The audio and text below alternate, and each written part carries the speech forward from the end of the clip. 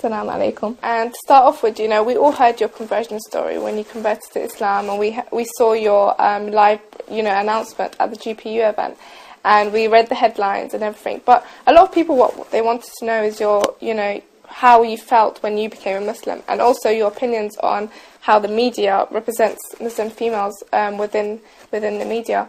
So I wanted to touch upon these issues in today's interview.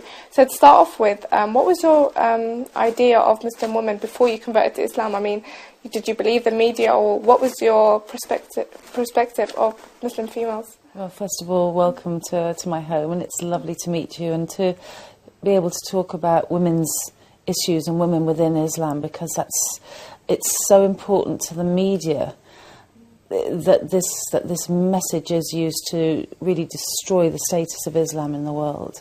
That it's great to be able to get the chance to expand on this. What did I know about Islam until a few years ago? Well, I knew some girls in school who were from Pakistan or the Middle East, who had long hair and were good at maths.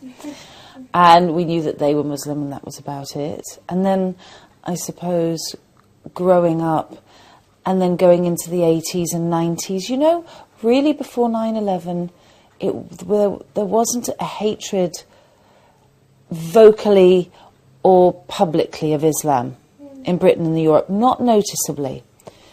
I think that a lot of our preconceptions are still based on propaganda from the Crusades 1,000 years ago, in that a lot of legends were built up at that time about a culture of violence, that violence was used to spread Islam. I think that's still in the back of the European brain, that fear.